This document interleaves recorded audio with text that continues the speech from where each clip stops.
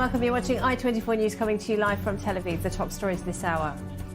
Regime loyalists line the streets of Iranian cities for the funeral of President Raisi, who died in a helicopter crash on Sunday. Israel calls on the civilized world to say they will not implement any ICC arrest warrants against Israel's leaders. And high-ranking Syrian intelligence officials go on trial in France over the torture and murder of a father and son in Damascus.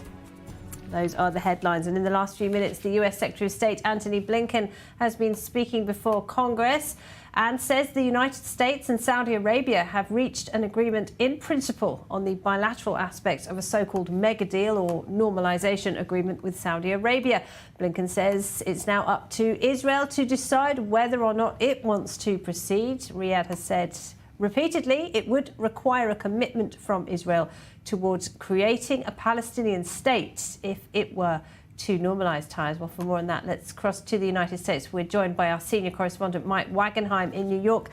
So, Mike, is it looking increasingly as though the Saudis and the Americans are going ahead with a deal that will simply cut Israel out of the picture?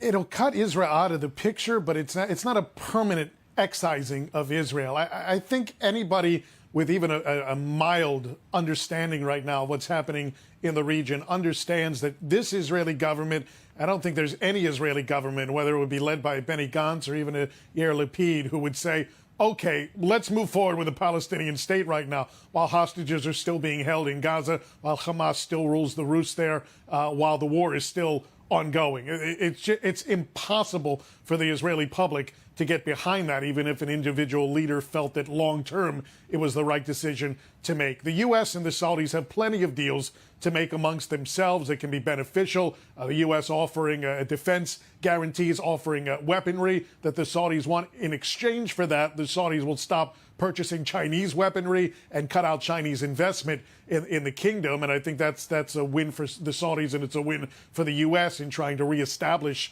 its dominance in the region rather than cede it to the likes of Russia and China, etc. So there are deals to be made directly between Washington and Riyadh. Whether Israel wants in or out, I think, is irrelevant at the moment, because there's just nothing that can be done in terms of advancing, whether you want to say a direct path, a roundabout way, an avenue, whatever term you use.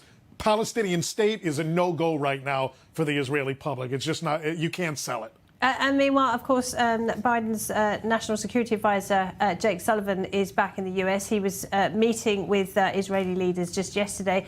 Has the Biden administration softened its position regarding an IDF operation in Rafah?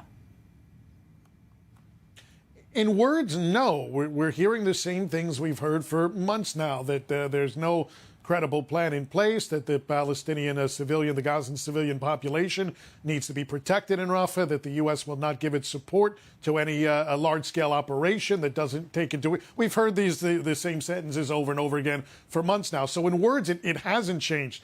In action, it certainly seems that way. Listen, you don't evacuate, according to the UN, it's 800,000 plus Gazans from Rafah. According to the IDF, it's over 1 million now. That by definition is a large-scale operation, even if the military hasn't gone all the way in yet. The fact that so many have been evacuated leads one to believe, using common sense, that it's a part of a large-scale operation. The fact that the U.S. hasn't responded with any chiding, with any criticism, with any direct action after President Biden's refusal to transfer those heavy bombs tells you that there is, in fact, a difference in the posture of the Americans with regards to a larger scale operation, even if the words remain the same. Mike, thanks very much. Mike Wagenheim in New York.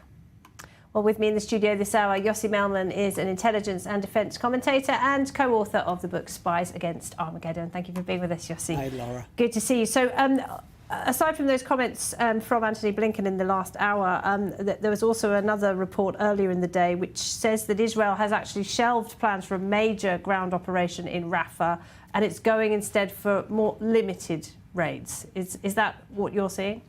Yeah, that was the plan from the outset, that it was a slow, gradual operation, neighborhood after neighborhood. What is softening the U.S. position, following what Mike said, it's not that only the United States softened or changed its approach to to the Rafah question, it's also Israel did it.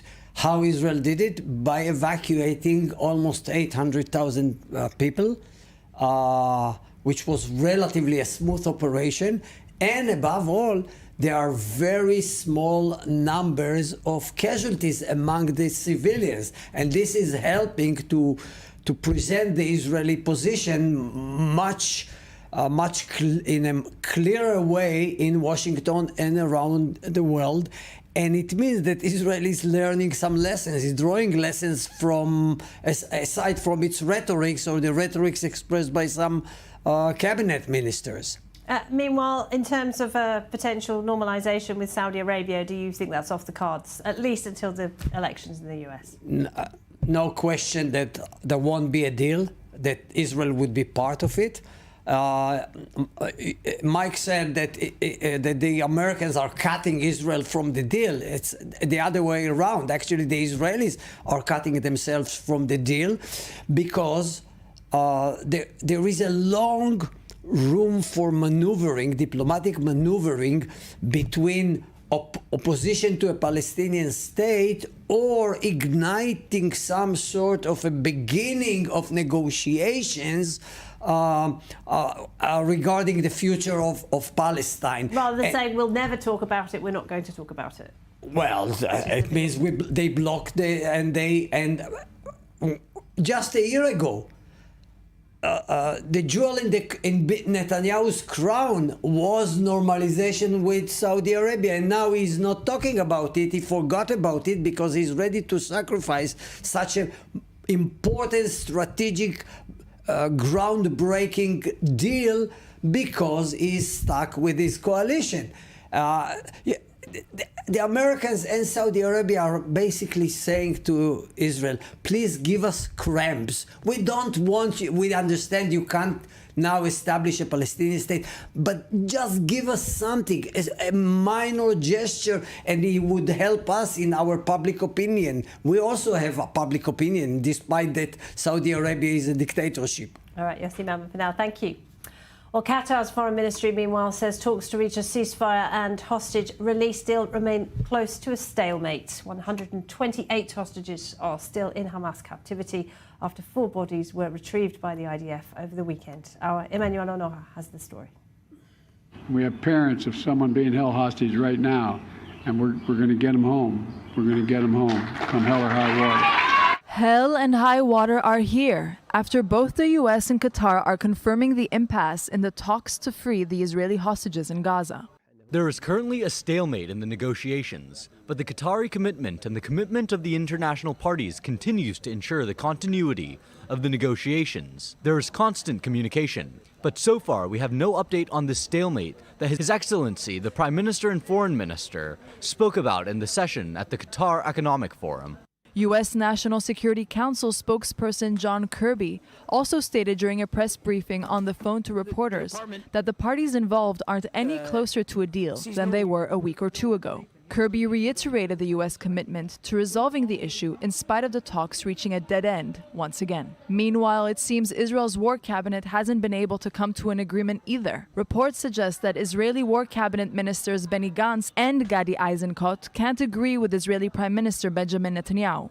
Hostage deal talks have been stalled for weeks with a fundamental disagreement preventing a deal. Netanyahu doesn't want one that promises the end of the IDF operation in Gaza, but Hamas won't return the hostages without that very same promise. With this catch-22 and hostage families losing their patience, it's getting harder and harder to see above the hell and high water. All right, well, the hostages are still languishing in Gaza, Yossi Melman, and a lot of political developments here over the past few days. Of course, we had the Defence Minister, Yoav Gallant, warning Netanyahu to come up with a plan for post-war Gaza. We had Benny Gantz issuing an ultimatum. And today, of course, the far-right leader, Itamar Ben-Gvir, demanding a seat on the war cabinet. Where do you see all this going? Well, I think this is the end of the road for the war cabinet, the new coalition which was formed with at the outset of the war. Gantz seems that he made already a decision. He gave the ultimatum to Netanyahu to do, as he called it, a strategic reversal approach, and it's not going to happen because in minutes after Gantz's statement, Netanyahu responded is saying, no way, I'm not going to change the policy, and therefore Gantz and Gadi Eisenkot will leave the war cabinet, and now Netanyahu will be completely exposed to greater demands of his radicals. There's a lot of politicians demanding Netanyahu come up with a different plan, but they're not offering their own plan, are they? It's the duty of the Prime Minister and the Defense Minister. It's not your duty or my obligation. We can advise them what to do, but they have to come with a plan, alternative plan. Okay, Hamas is out of question. The Palestinian Authority is out of question in Netanyahu's eyes. Okay. So, but you have to find a solution, or Israel will stay forever in Gaza as a military force. Mr. Gallant says he won't allow. Okay, for now, thank you, Yossi. We're going to go to the south of Israel now to get the latest on the fighting inside Gaza. Our Zach Anders is there for us. Zach, what's happening? Well, we see continued fighting in the north of the Gaza Strip. I'll have my photographer Gil pan so that you can see what we're seeing. This is the Bet Hanun area where continued explosions. Can't say for certain if these are airstrikes or not, but this activity has persisted for weeks here in this area, for at least the last week in this area. In the south, in Rafah in particular, the IDF announcing that troops in the Givati Brigade captured 3 armed men. They did not list whether or not these are Hamas men. In Rafah, they have been detained, taken for further questioning. And the IDF says that Givati troops in the Rafah area have killed some 20 gunmen over the last day, seizing weapons, including assault rifles and RPGs. And Zach, Israeli officials have seized the reporting equipment of the Associated Press. Officials saying that the AP is violating a new law which just came into force recently, which bans, of course, the Qatari channel Al Jazeera. What more can you tell us about that? Well, this is exactly the images you would be seeing if this was the Associated Press feed, which our channel uses. Channels all around the world, over 1,000 television channels, will use their wire service to disseminate this feed to different channels around the world. It's nothing unusual. It's been this way for decades, and Al Jazeera happens to be one of the Associated Press's clients that uses their feed that everyone in the world has access to. This is a remarkable move. It sets in my opinion, a dangerous precedent for journalists working around the world. The Associated Press has issued a statement. I'll read it to you now. The Associated Press decries in the strongest terms the actions of the Israeli government to shut down our long-standing live feed showing a view into Gaza and seize AP equipment. The shutdown was not based on the content of the feed, but rather an abusive use by the Israeli government of the country's new foreign broadcaster law. We urge the Israeli authorities to return our equipment and enable us to reinstate our live feed immediately so we can continue to provide this important visual journalism to thousands of media outlets around the world. End quote. This is the very location where today the Associated Press individual, really, I've met this man. It's just one man who comes here. There's another for Reuters, another for AFP. They come with a lone camera and a live view unit that sends that feed to the satellites using some of the cell networks here, and then disseminates that feed around the world. This is by my understanding, an Israeli individual that the Associated Press hired to work here in Israel.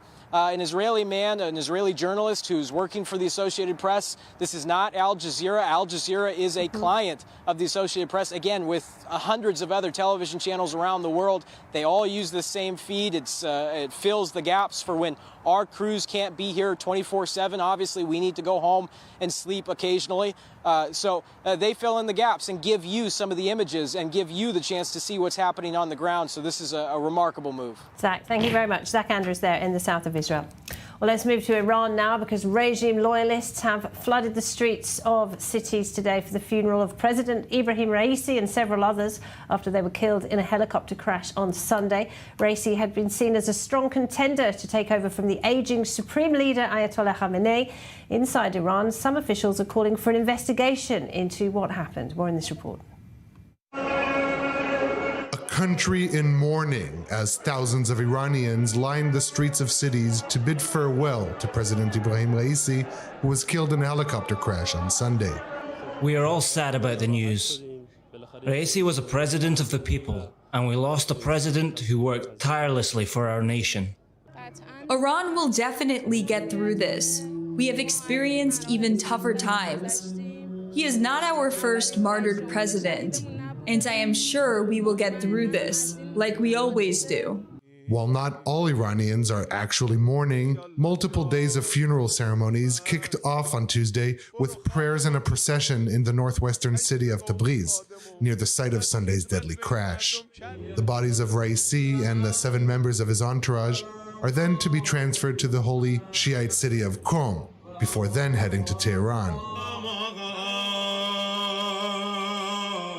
Large ceremonies are planned in the capital on Wednesday, with the main burial ceremony taking place on Thursday at the historic Imam Reza Shrine in Mashhad, Raisi's birthplace.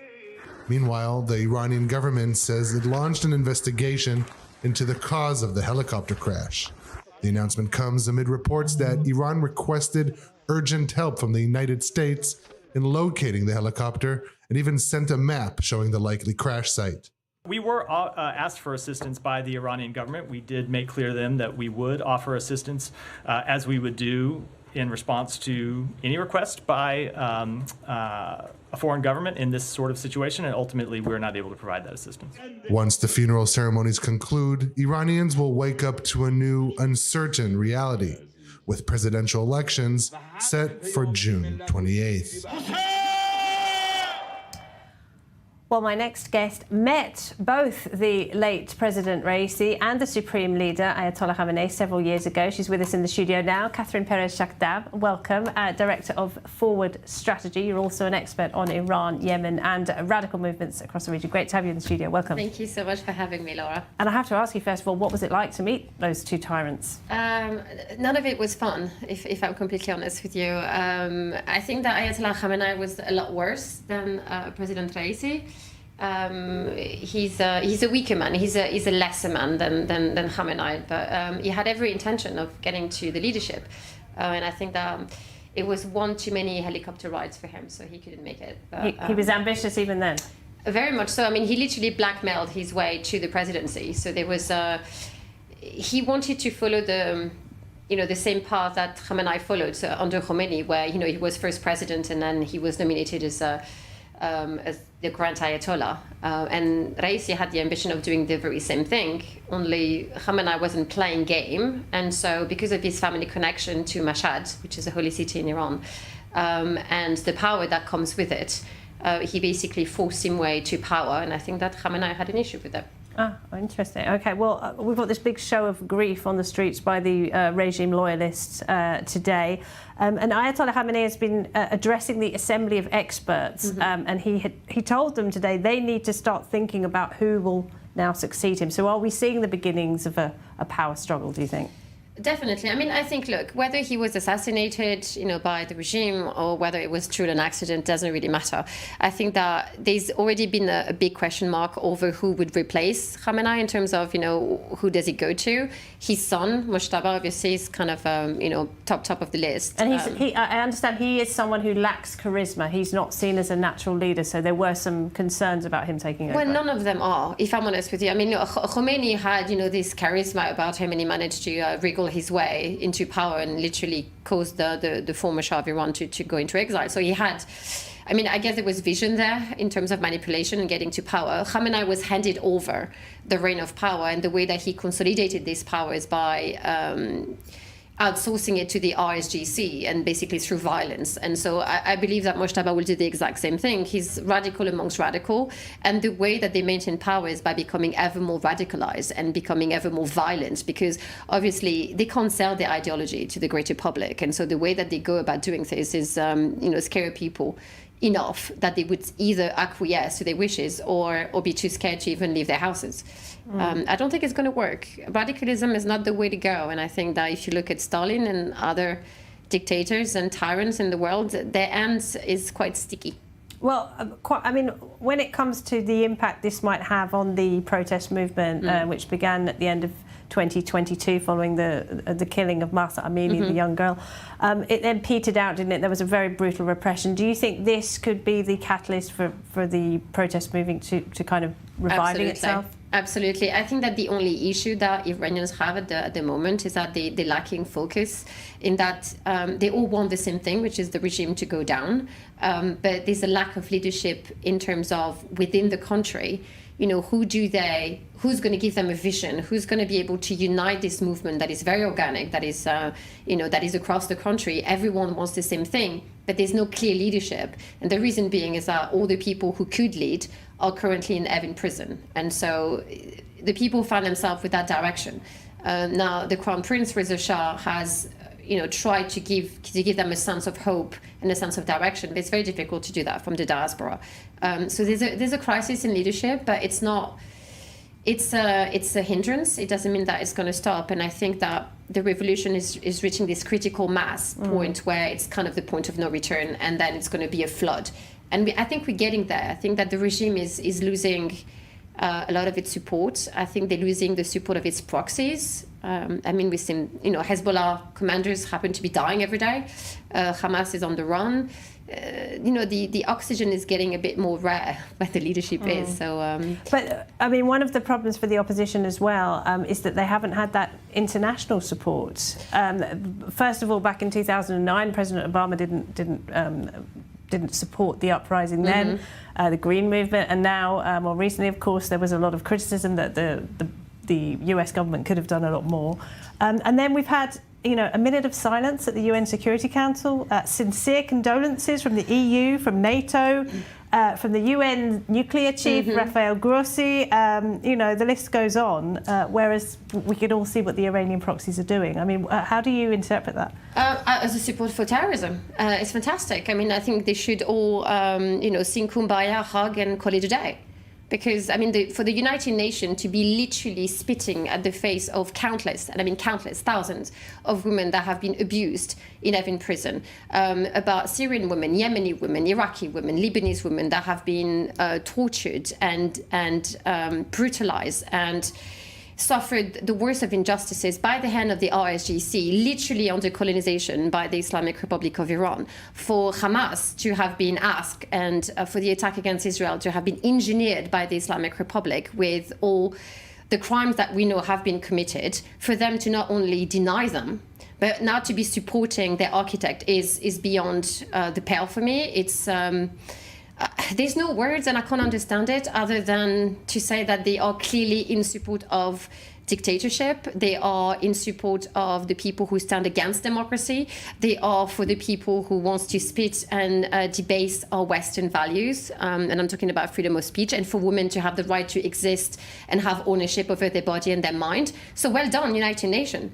I'm waiting for them to teach us how to live free and to respect human rights, because they're doing a great job supporting genocidal maniacs. So applause for everybody. Well done. Catherine Perez-Shakdan, thank you very much indeed. My pleasure. Yes, you wanted to... Yeah, well, I don't believe in conspiracy, therefore I'm sure it was an accident. No. Rusty old helicopter in the mountains.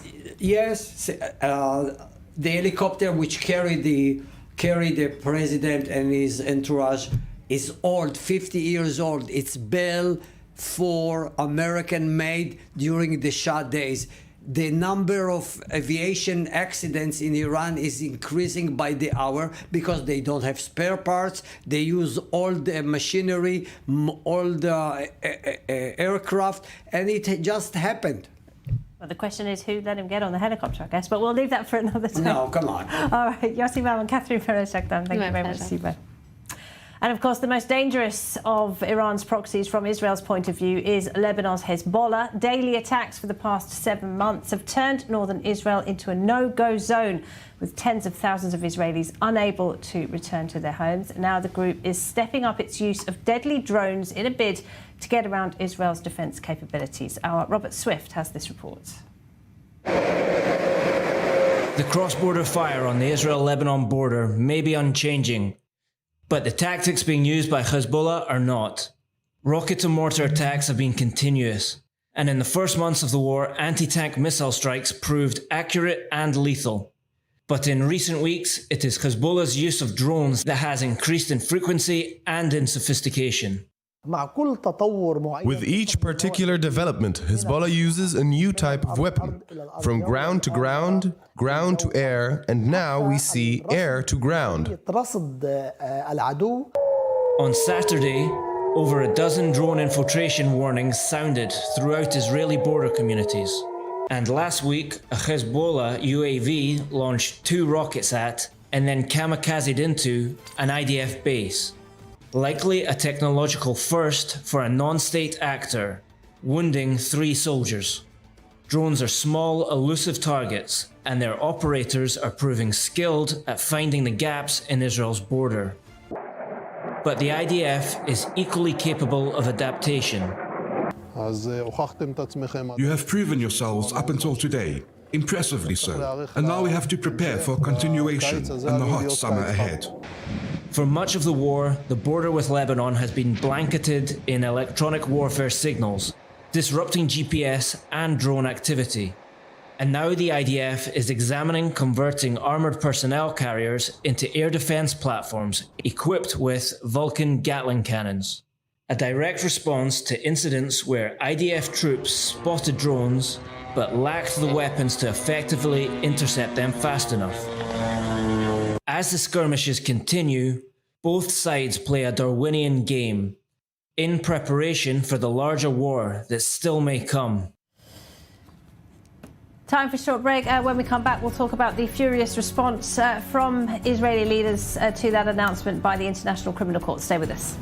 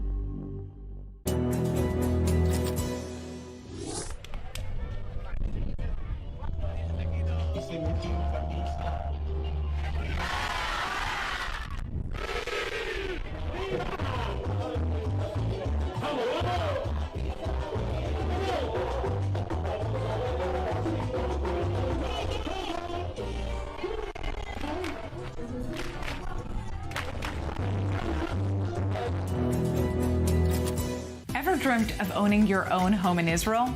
Welcome to Nadlan, where we explore Israel's most stunning real estate. From vibrant Tel Aviv to historic Jerusalem, our experts will guide you through the market and answer every one of your questions. So tune into Nadlan to find the perfect property and to make your dream a reality. Nadlan, your home in Israel. Only on I-24 News.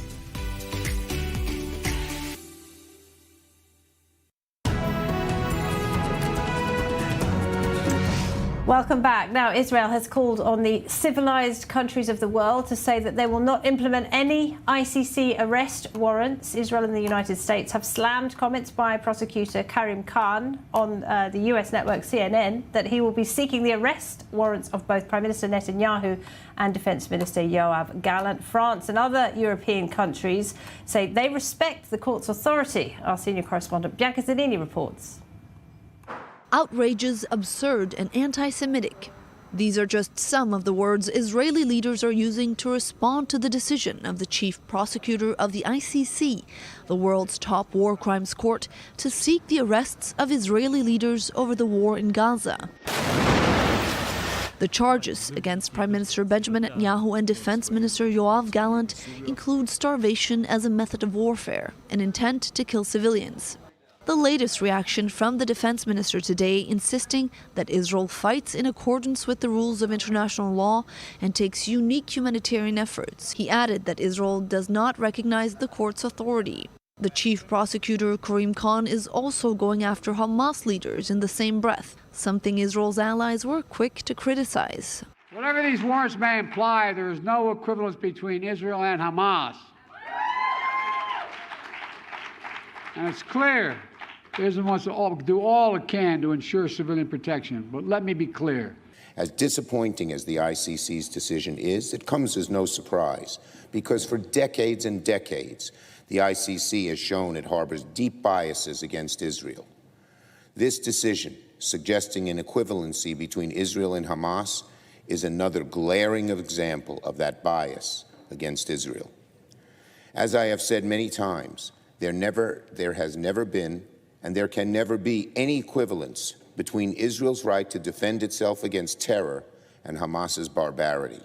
The U.S., like Israel, is not part of the ICC and does not have to adhere to the court's decisions. Meanwhile, Israel's European allies, who are members of the court, will have to decide how they will respond to an eventual ruling. The initial reactions show a divided continent. Italy says it's unacceptable and absurd to put Hamas and Israel on the same level, and the UK called the action, quote, unhelpful. So does Austria, highlighted that while the ICC may have made a decision to recognize Palestine as a state, Britain and most other member states do not do so, arguing that the ICC therefore does not have the jurisdiction to request the warrants to begin with. Strong supporters of the court, France and Belgium, are backing the chief prosecutor in what they call a fight against impunity. Meanwhile, international figures like CNN's Christiane Amanpour are speaking up, saying that the ICC told her that it is solely focused on putting victims on the same level, not the perpetrators. The ICC prosecutor was reportedly scheduled to visit Israel as early as next week to discuss the investigation. His staff was set to arrive today. Instead, Israel was informed they did not board the flight, as Khan announced his charges. Well, for more on the government's reactions to that announcement by the ICC, we can go down to central Tel Aviv and our correspondent Balira Sledin. So, Balira, a pretty furious reaction across the board. Yes, exactly. And we see that the Israeli government and Netanyahu personally is pushing back against this prosecutor seeking these warrants against Netanyahu and Gallant. Netanyahu today in a series of interviews, specifically with the American media outlets, saying that this is outrageous and conveying this message of just imagine that after 9/11, the prosecutor issues warrants, or the ICC issues warrants against both George Washington Bush and also Osama bin Laden. So he's making the same equivalency and conveying this message to the Americans in general. Apparently, it is working. The president already said that this is outrageous, according to what we've heard. And also, we've heard moments ago the Secretary of State, Anthony Blinken, saying that the State Department is willing to work with Congress as well as a committee in the Senate to respond to this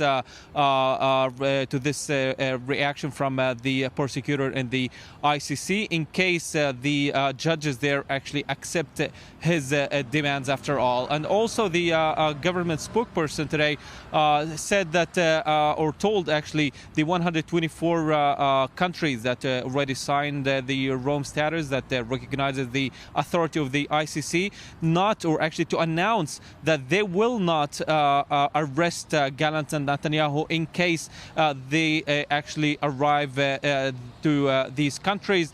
So far, apparently, it's not actually working, because a few minutes ago the Foreign Minister of Norway said that in case those judges actually accept those demands from the prosecutor and Gallant as well as Netanyahu arrives to Norway, they will have to actually arrest them, something that of course coming after both France and Germany already declared their support for the independence of the ICC. But we're seeing also the Foreign Minister here in Israel trying to emphasize the fact that Israel has a strong and independent judicial system, something that is trying to emphasize in order to shadow, or actually cast some shadow on the legitimacy of the ICC in general in the world. Valeria Sledin, thank you very much. Well, writer and journalist Yossi Melman stays with us. We're also joined by Daniel Pomerantz. He's the CEO of Reality Check and is a legal expert and political analyst. Welcome, Daniel. So 124 countries are signatories, aren't they, of the International Criminal Court. The United States is not one of them, but most of Israel's other allies are, such as France, Germany and European countries. One of the consequences for Prime Minister Netanyahu and his defence minister is that they simply won't be able to do their jobs as leaders if they're under ICC. That's correct. And it's not just the 124 countries, but any Interpol country can issue an Interpol arrest warrant. So any country in Interpol will also be a part of this, and that includes countries throughout the entire world. It will be very difficult, if not impossible, for Israeli leaders and ambassadors to do their job under this potential threat.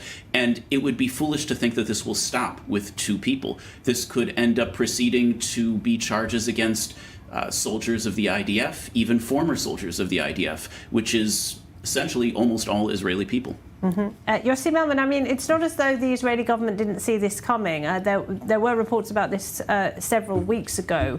I mean, it seems as though any diplomatic efforts to stop this happening have failed. Because they were locked in their political considerations. The government, I mean. They knew that it would be coming. And I think they could have reduced the damage, which was helping the ICC to make these charges and to issue the arrest warrants especially by Netanyahu, who should have tamed his cabinet ministers, should have told them don't come out in public with all these remarks and statements like we will use nuclear weapons again. President Herzog has been cited in these criticisms. Yeah, but it should have come from the government. Herzog is a head figure. Israeli ministers only complicated the poisonous atmosphere around the world against Israel.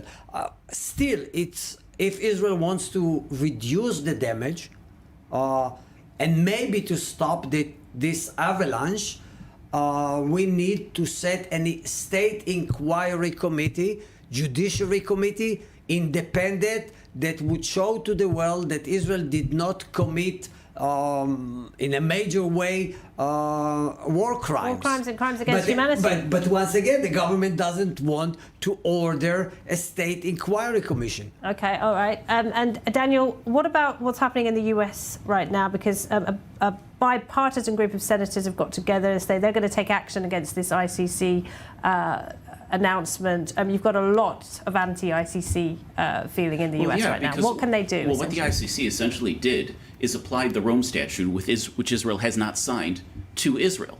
And if they can apply a statute, an agreement, to a country that didn't sign it, then that could also be applied to any country, including the United States. So the U.S. and Israel are in this together because it can affect America as well. The bill making its way through Congress would potentially place sanctions on the ICC prosecutor and also on the judges if they approve this order for an arrest warrant. That means they would be prohibited from traveling. It also means it would close down their bank accounts worldwide. So this is a very serious consequence, and Congress is even talking about placing sanctions on their families. So this is a very serious move that brings a lot of major diplomatic power. Yossi Melman, I mean, there was no arrest warrant for Bashar al-Assad, the Syrian dictator, nor for the Sudanese leaders at the moment. The past leader, Omar al-Bashir, there was. But, you know, there are many real war criminals in the world who have not been pursued by the court. Do you not see an anti-Israel bias at the ICC? Well, it doesn't matter. So there is an anti-Israeli bias around the world.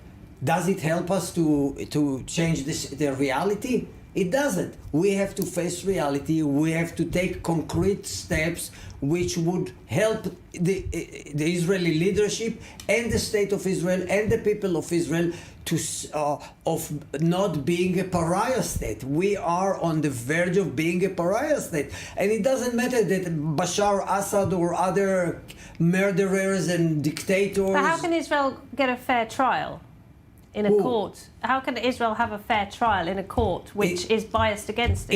In ICC? It doesn't matter. Netanyahu and Gallant would not have a fair trial. That's not the question. Are you asking whether they would be led to the Hague and would sit on the bench? But you're blaming everything on the current leadership. Would you say that Israel is not fighting a just war in Gaza? No, I didn't say that. Israel is fighting a just war, but in a wrong way. That was my point. It was a just war. It should have been tactically and strategically conducted differently. And the military indeed was telling the government, do it differently. Talk about the day after.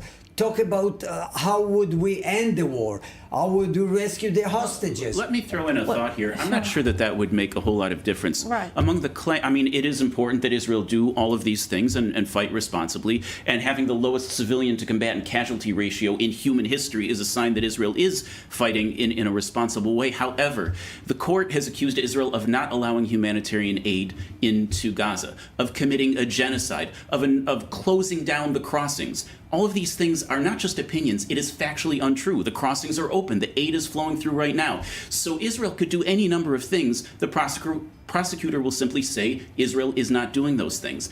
And the order to get arrest orders, the hearing to get arrest orders, is not a full trial. So the prosecutor doesn't even have to prove that it's true. He just has to allege that it's possibly true. And even if it isn't true, he can still get the arrest warrants. But this is the reality. This is what's going to happen.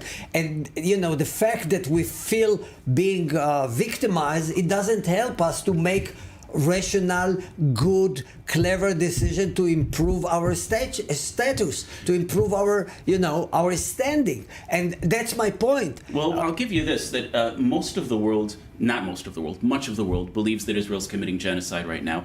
A study done by Reality Check in coordination with TIP Insights showed that 44% of Americans, including 59% of Democrats, believe that Israel's committing genocide. That includes people who support Israel, believe Israel's doing this. Now, it's simply not true, but Israel does need to do a better job of communicating it, because if people think Israel's committing genocide, then bodies like the International Criminal Court can get away with bringing forward these preposterous actions, and yet without people thinking that it's preposterous. I disagree, Daniel. I don't think it's a matter of PR campaign. It's a matter of taking decisions to minimize the damage. And the matter of fact is that in the last weeks, Israel has drawn lessons and is minimizing the potential damage to Rafah by moving slowly, cautiously, and the fact is that the United States is supporting now the campaign because very few people were killed. Well, that's true, but that's been the case ever since October 8th. The civilian to combatant casualty ratio is the lowest in human history. The amount of humanitarian aid that's been going through is tremendously large. I'm not sure what more Israel could be doing on the ground. Well, for example, stopping damaging the lorries which are providing humanitarian aid by these By the radical. But you mean by the protesters at the Kerem Shalom crossing? Kerem Shalom crossing, and not just on the West Bank. But do you think something well, it's like that would have made a difference? Adding to the picture. I think the question is, could Israel have done anything differently in the way it is prescribed? Are you saying that the reason that Israel has trouble in the world is because of some protesters? That's not a government action, and it's also illegal. But the government has to deal with the I protesters. believe the government is. It's not that the trucks have not gone into Gaza. The protesters didn't succeed in stopping it. When Netanyahu and some cabinet ministers said that they would not provide humanitarian aid, eventually they did. It didn't help. Eventually, it was a matter but it of didn't days. help. You know, words have meaning. Well, that's true, and I would say this: that Israel does have to be very aware that the internal arguments we have where we say dramatic things, the world is watching and the world is listening. Exactly. And sometimes Israelis take it for granted that you say something dramatic, but you don't really mean it, and you know there will be an argument. This is a democracy, and politicians should be able to. No. This is not just a matter of free speech. If a cabinet minister is saying, and it doesn't matter that he is not that important among the 34 ministers in the government, that we should drop a nuclear bomb on Gaza, for the rest of the world, or for many in the world, is a minister. Well, it's absolutely true that ministers shouldn't do that, but I can't think of any democracy in the world with free speech where you don't hear at least some government officials speaking like that. I'm thinking of Senator McCain many years ago, bomb Iran. I'm thinking of statements from President Trump. I mean, no, it was Reagan. Yeah. No, it was McCain. But there many statements have been made by leaders, but we haven't seen American leaders pursued. No, by I didn't say it publicly. We haven't seen, any other leaders pursued. But the question is, I think part of the case against Israel in this ICC warrant talks about the deliberate starvation of the population. I mean, do you think that that's a credible claim against Israel? No, it's not. Whatever minister said. It's not, because Israel was shipping humanitarian aid to Gaza and to the people, which were confiscated by Hamas, by the way. But as Yossi said, it doesn't matter, because the prosecutor can allege whatever he wants, and until it goes to trial, nobody's actually going to check to see if the claims are true. Right. Yeah, but it won't help us that we are saying we are poor, the world is against us. The world is against us. What do you do about it? Okay. Well, you have to speak a lot more. Starting in 2001, at the Durban conference, the Palestinians and their allies invested billions of dollars over the course of decades to build a case against Israel, what they called a diplomatic intifada. And it works. We have to understand that there's two battlefields. One's on the ground, the other's in the media. All right, Daniel Pomerantz, Yossi Melba, thank you to you both. We're going to have to leave it there. Thank you. Thank you. Now to other news, and Turkey is already one of the world's top jailers of journalists. It ranks 158th out of 180 in this year's Press Freedom Index. Now campaigners are warning that a new foreign agents law, similar to one that exists in Russia, is under consideration, and it will make the situation even worse. This just days after a Turkish court jailed Selahattin Demirtas, the former leader of a pro-Kurdish party, to more than 40 years in jail. For more on all of that, we're joined by Giran Özkan, Executive Director of the Kurdish Peace Institute. Giran, thank you for being with us. Why is this bill being put forward now, and how will it work if it does go through? Well, I think we recently just had local elections in Turkey in which the opposition across the country scored a huge success and defeated Erdogan's party, the AKP, for the first time in a national poll. And so in a time where the opposition is strengthening and really shaking the Turkish government at its core, the Turkish government is pushing back now using the judiciary, which it controls by and large. And so laws like these are aimed at suppressing the opposition, journalists from covering and criticizing the Turkish government. And we know that journalists in Turkey did a brilliant job in uncovering a lot of corruption in the AKP. And so, especially after a time where the Turkish opposition is gaining momentum, the AKP-led government is once again turning to the judiciary to suppress its dissidents. Do you think we are likely to see any pushback, Iran? Yeah, definitely. I mean, every time the Turkish government has sought to suppress free speech and an expression in Turkey, there has been pushback. And I see and I would say that definitely in 2024, when the Turkish opposition plus the Kurdish opposition have been able to come together electorally at least, and deal the Turkish government a significant blow. I think in a time where the opposition is way more confident in being able to push back against Erdogan and the AKP, I would say that a law like this would face a staunch opposition, and the people will take to the streets, just like we see in Georgia right now. And I wanted to get a word from you, if I could, on Selahattin Demirtas, who was jailed last week to more than 40 years in prison. What is the chance of him appealing his sentence? I mean, this is someone who led a major political party in Turkey, and he's now looking at 4 decades in prison. So we're talking about a new law right now on how to suppress the opposition and dissident voices in Turkey. But the judiciary has been used against Kurdish opposition for decades, so it's nothing new. And what we saw with Selahattin Demirtas, among many other pro-Kurdish politicians, was how the judiciary, I mean, this is not a legal case, this is a political case in which Erdogan and government officials celebrated the verdict. So this is a political case. Selahattin Demirtas has been punished politically for, again, leading the pro-Kurdish political party for a long time.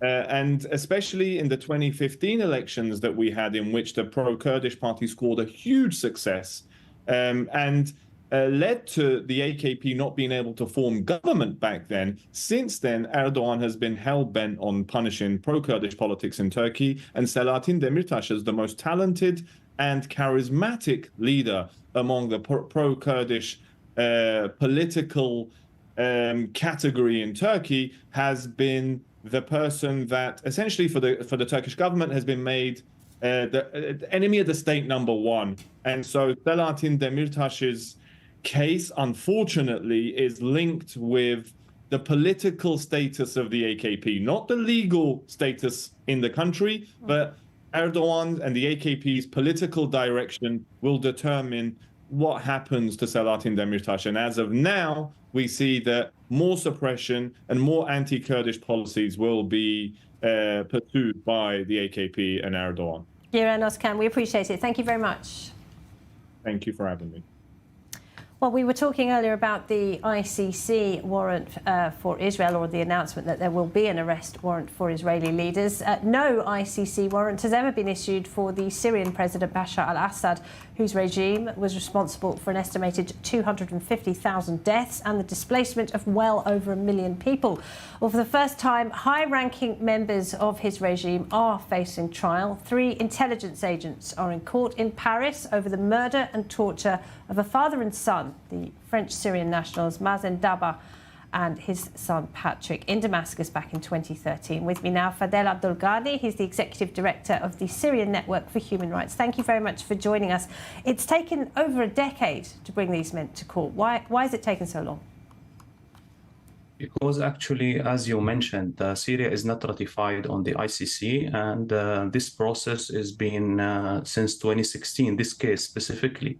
There is other case, so the path of the accountability in Syria is very narrow, because the Syrian, they don't have any other option rather than the instead of ICC, only the universal jurisdiction. And the universal jurisdiction in all the previous cases, there are many cases actually here in Europe, but this one, why it's draw this attention, because this is the first time, as your report mentioned, is targeting a highest level. Ali Mamlouk is the right hand of Bashar al-Assad, and so that there is no impunity for those because those are under not a presidential level. So this is the first time, and this is sentence can be issued, and we are expecting a hard sentence against those, a hard verdict. after 3 days on Friday in absentia. The French law is suitable for that.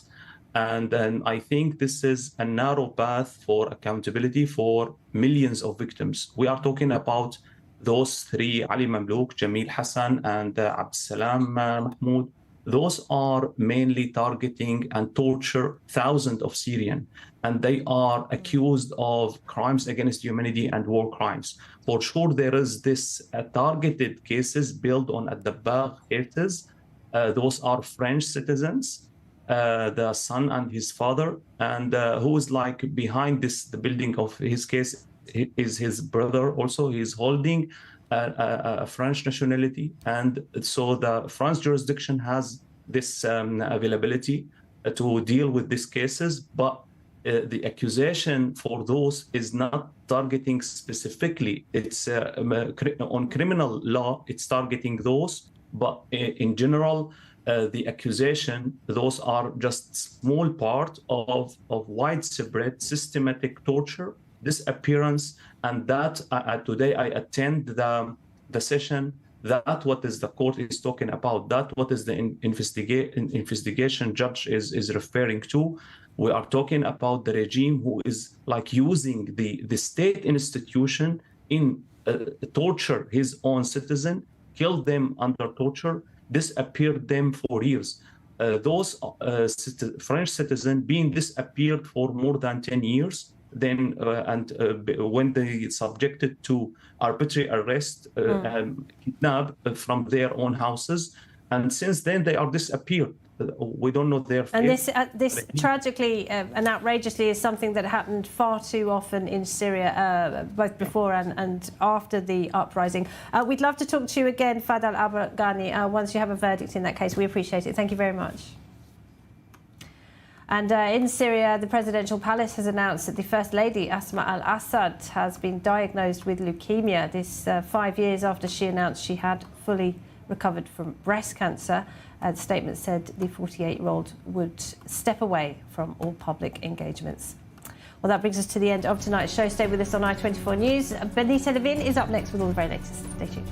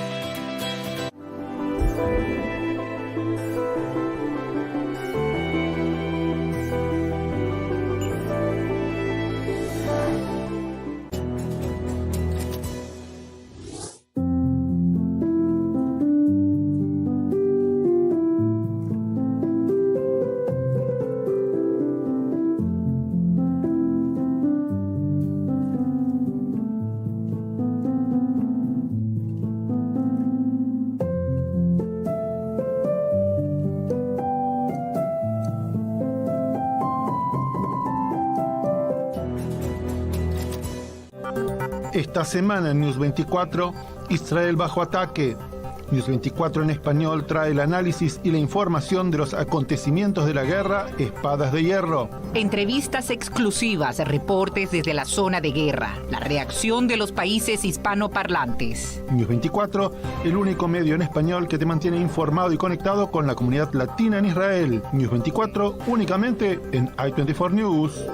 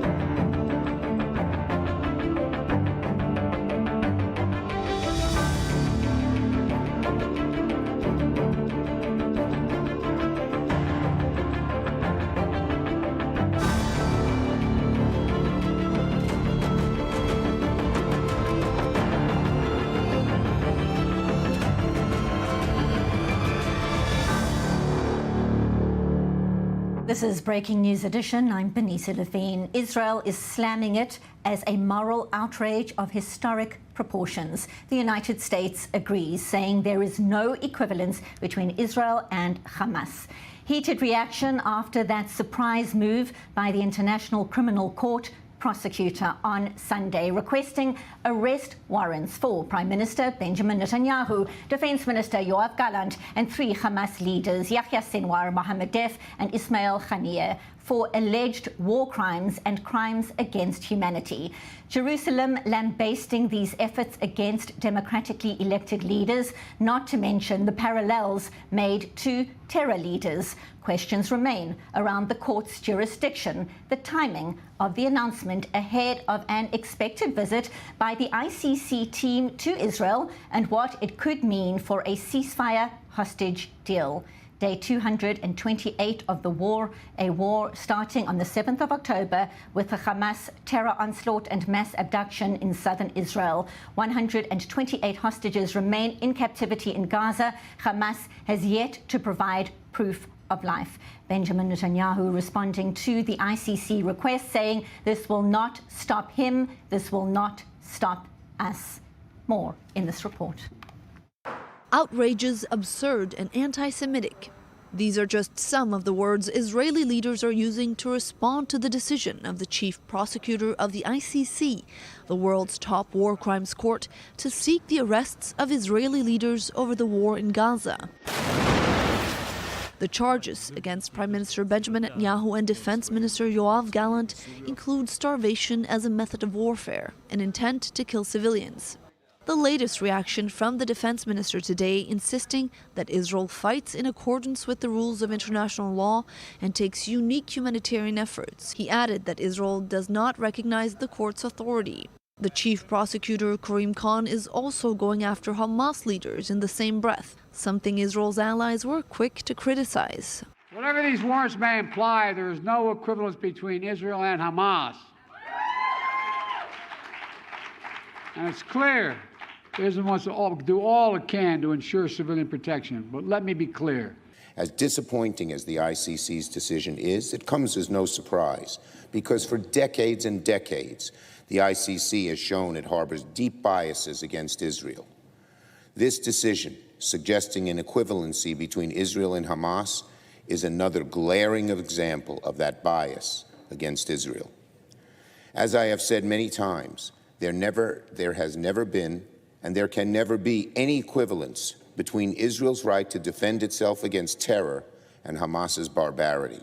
The U.S., like Israel, is not part of the ICC and does not have to adhere to the court's decisions. Meanwhile, Israel's European allies, who are members of the court, will have to decide how they will respond to an eventual ruling. The initial reactions show a divided continent. Italy says it's unacceptable and absurd to put Hamas and Israel on the same level, and the UK called the action, quote, unhelpful. So does Austria, highlighted that while the ICC may have made a decision to recognize Palestine as a state, Britain and most other member states do not do so, arguing that the ICC therefore does not have the jurisdiction to request the warrants to begin with. Strong supporters of the court, France and Belgium, are backing the chief prosecutor in what they call a fight against impunity. Meanwhile, international figures like CNN's Christiane Amanpour are speaking up, saying that the ICC told her that it is solely focused on putting victims on the same level, not the perpetrators. The ICC prosecutor was reportedly scheduled to visit Israel as early as next week to discuss the investigation. His staff was set to arrive today. Instead, Israel was informed they did not board the flight, as Khan announced his charges. So for more reaction, we now cross live to our senior U.S. correspondent, Mike Wagenheim. He joins us from New York, and the U.S. President and Secretary of State were quick to respond to this announcement by the ICC prosecutor, slamming the move as outrageous. President Joe Biden also declaring Israel's military operation in Gaza is not genocide. Mike, talk us through the reaction out of Washington right now. Pretty unified. As much as anything can unify Washington right now, this seems to be doing the trick. Republicans and most Democrats, almost all Democrats, speaking out against this action taken by the ICC prosecutor. There's been a few exceptions. Mark Pocan, a hard left member of the House of Representatives, said that if Benjamin Netanyahu comes to address Congress, he'll walk the ICC to the floor to have them arrest Netanyahu there. Bernie Sanders, left-wing senator, who's actually been somewhat in Israel's favor when it comes to Hamas and that back and forth. He said that the ICC is doing its job as well in issuing that warrant against Netanyahu. But outside of that fringe, we've seen support for the Israelis in this particular issue here. And among the big four, it's been very prominent. Speaker Mike Johnson, also his leader of the opposition there, the minority leader, Hakeem Jeffries, the leader of the Democrats within the House, both saying it's completely unacceptable and saying they'll work to thwart the effort. And on the Senate side, Chuck Schumer, who we heard from a moment ago, and Mitch McConnell, both essentially saying the same thing. And Schumer is the key there because there's no doubt, I don't think, that legislation could work its way through the House to try to sanction the ICC because of it. I think the question would be on the Senate side if Chuck Schumer, with some of his colleagues on the Democratic side, angry with Israel, angry with Netanyahu at the moment, trying to withhold arms transfers, trying to withhold other aid, if he would be willing to go through with sanctioning the ICC. But it certainly seems like, at least from his initial statements, that he would be open to such an idea. And of course, his Republican counterpart, Mitch McConnell, would certainly be more than happy to play along there. It seems like, based on comments from Tony Blinken in Congress today and other officials at large, that the Biden administration is kind of going to follow Congress's lead here. The Biden admin walking, I wouldn't say a tightrope, but a balancing act at this point in trying not to delegitimize the ICC in such a way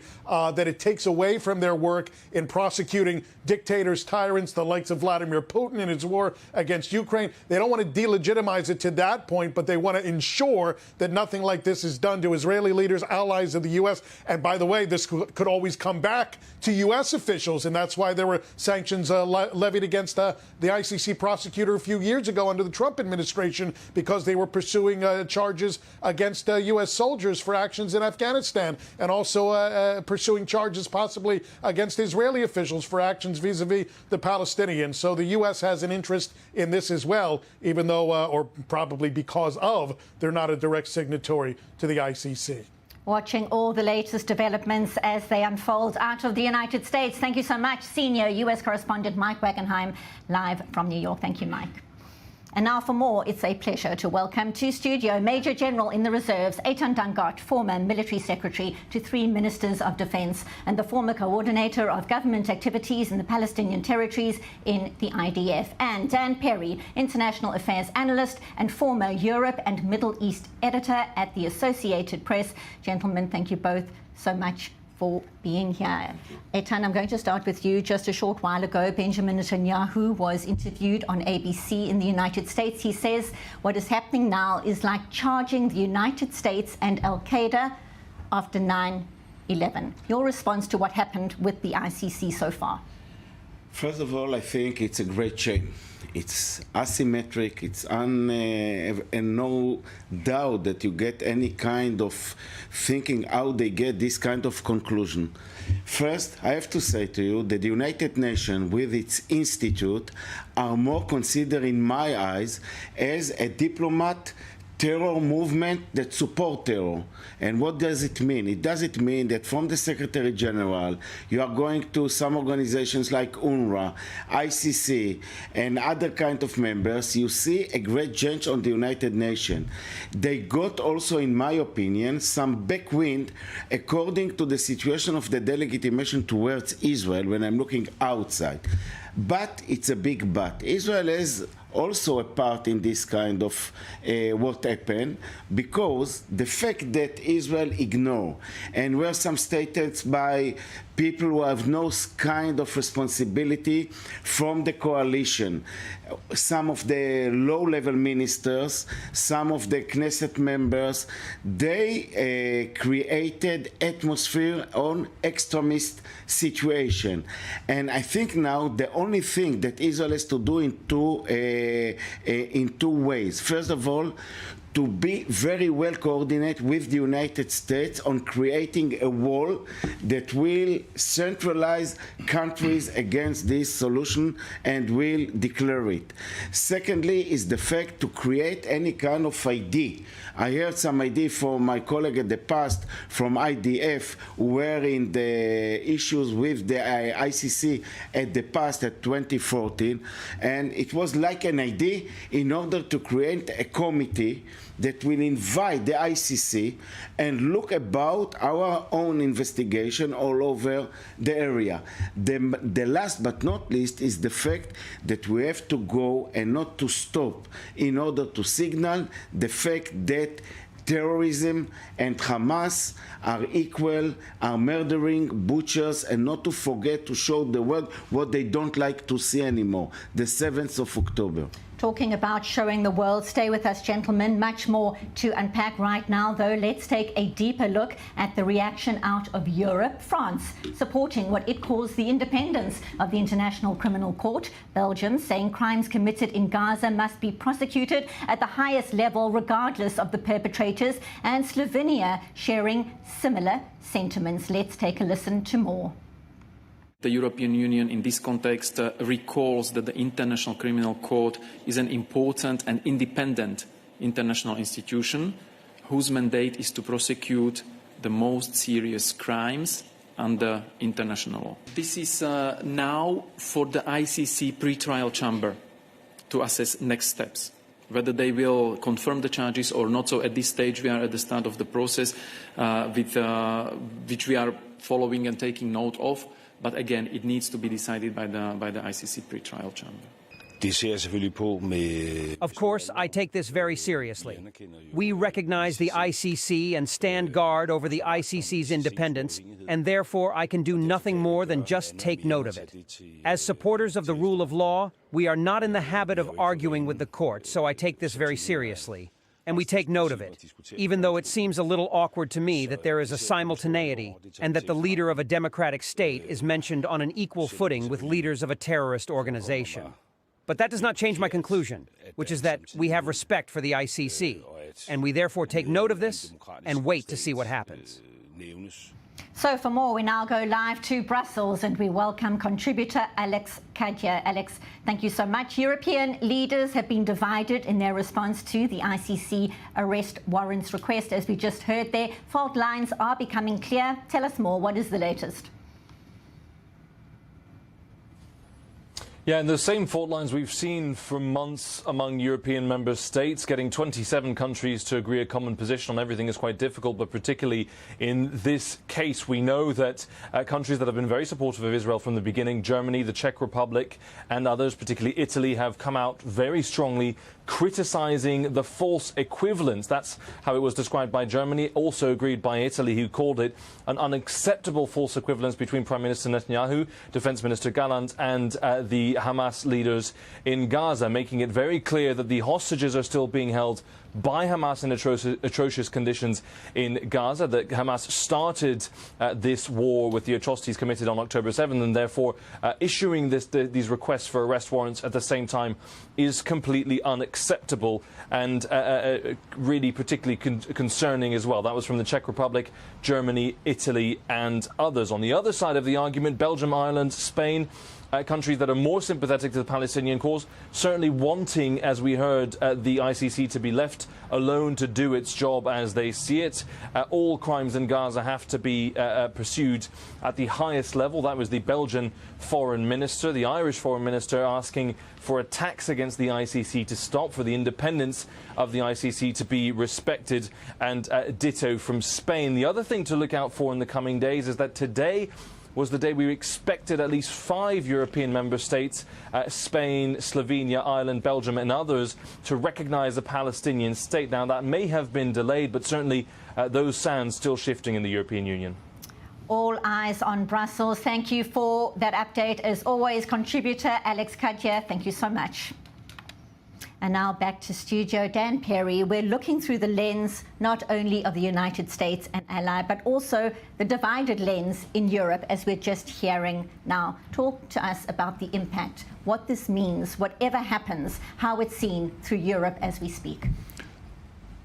I think countries in Europe are in an interesting position because they join this club. There is a confusion in the world about what the ICC is. It's not some consensual institution that really represents the accepted wisdom about international law. It is a club of 124 countries, missing some of the key countries in the world: the U.S., China, India, Russia and Ukraine, Israel. None of them are part of the ICC. Of the important world powers, basically it's the Europeans. And we see now how this divides them into countries that are happy to go along with what is clearly a political maneuver, versus those who understand that this is a very, very dangerous precedent. The ICC doesn't have strong jurisdiction here. The ICC is a club of member states. Palestine is not a state, even though many would like it to be. It's not a state. There's a territorial issue. You can only prosecute events that happened on a territory of a state. Palestine has no agreed territory. The ICC judges essentially have preempted negotiations between Israel and the Palestinians and decided on what is the Palestinian sovereign territory. The ICC has never prosecuted the leaders of a democratic country, not once. The ICC generally takes a step back whenever there is a credible local judiciary. They refuse to prosecute officials in Venezuela because they claim that Venezuela has a reasonable local prosecution and local judges. And now they're going after Israel. It is ridiculous. I think it'll backfire. Clearly, this is a political move against the government. The government, as has been said in the studio, has earned the political fury that it's facing, but the ICC is not supposed to be a political arm. And when I say it's going to backfire, primarily upon the ICC. Governments don't want this degree of scrutiny from a bunch of unelected judges in Brussels. The U.S. is probably going to double down on its antipathy towards the ICC, and I think many countries in Europe, including the ones that have criticized the court, might actually do the same. I wouldn't be terribly surprised to see countries pulling out. And I think it may not be entirely too late, because among the many ridiculous precedents that have been set here is the very fact that the prosecutor, Khan, has announced the arrest warrant request before the judges approved it. That still has to happen. In all the cases in the past where arrest warrants were issued, that it was only announced after the judges approved it.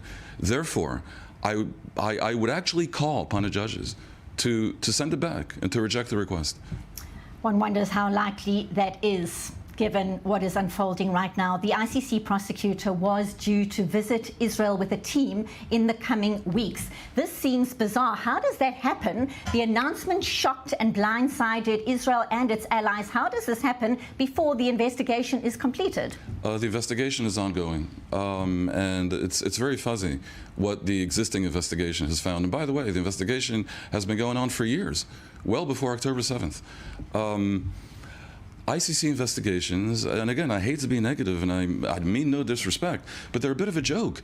The ICC has been investigating Afghanistan for 2 decades, and they have yet to discover war crimes by the Taliban. Now, when you're looking at this level of ridiculousness, I don't think it would be outrageous for Israel to not cooperate with the investigation and to not allow Khan into the country, frankly. And I wouldn't be at all surprised to see this kind of sanctions happening from the United States. I think we are going to take a deeper look at this. One last thing. I'm sure they wanted to hurt Netanyahu. And there's a long line of people who want to hurt Netanyahu. This will help him. Certainly much support for Netanyahu on this tack in terms of Israeli politics, something we're going to take a deeper look at in a short while. Gentlemen, stay with us. Much more to discuss in this evolving situation. Right now, we turn to the north because Hezbollah have been conducting regular attacks from southern Lebanon into northern Israel over the last 7 months. Now, the terror group is escalating its use of drones, stretching the Israeli military's air defense capabilities, as our correspondent Robert Swift explains in this report. The cross-border fire on the Israel-Lebanon border may be unchanging, but the tactics being used by Hezbollah are not.